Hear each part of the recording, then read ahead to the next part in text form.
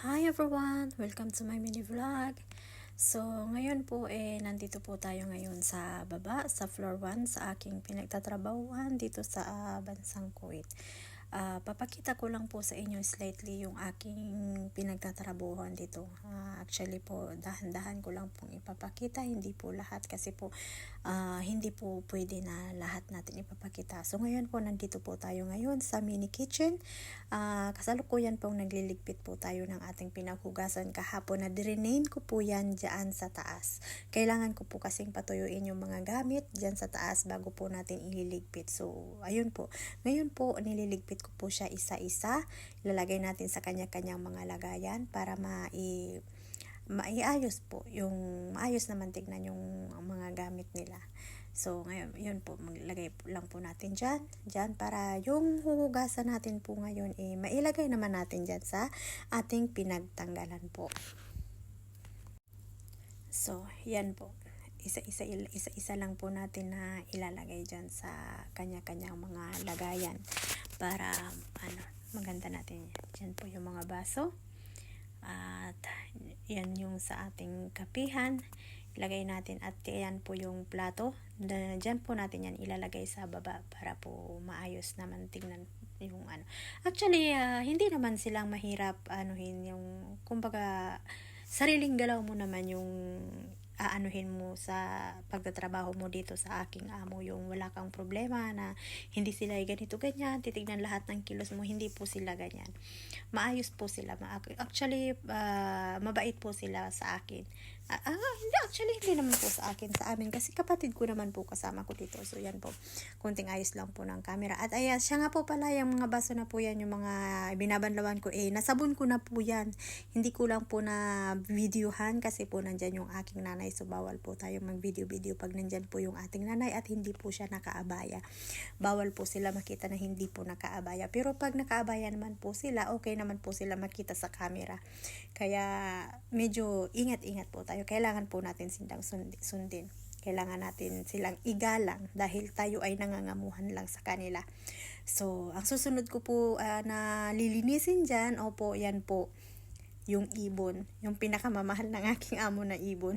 Kailangan ko po yan linisin.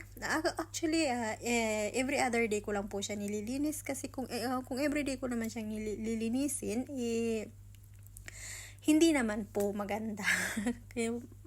So, ako lang yung nasusunod. Sabi ng nanay ko, bahala ka, basta malinis tignan yung aking ibon. Kasi, mahal niya yung ibon na yan.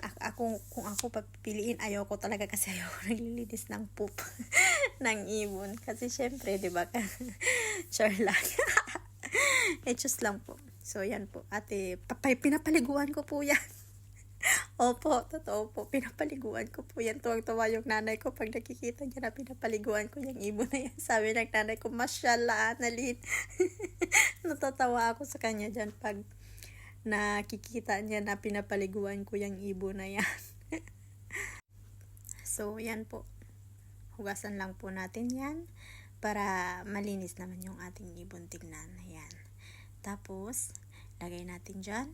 At yung sinasahod ko po kasi yung mga dumi niya kasi yung kinainan niya, 'di ba, yung ibon madumi siyang kumain. So kumbaga kalat-kalat yan diyan sa kusina, kaya yung naisip ko na lagyan ng ganyan ng net para naman kahit tuka siya ng tuka na sasahod niya yung mga pagkain ba, hindi kalat kalat kasi diyan sa ibabaw kaya naiinis ako araw-araw pag naglilinis ng ganyan. So I suggest sa amo ko na lagyan namin ng ganyan. Tapos yan, kasalukuyan po na hinuhugasan ko na yung pinakababa niya, yung as in sahura ng kanyang poops, para malinis naman po siyang tignan. Yan, nililinis ko po.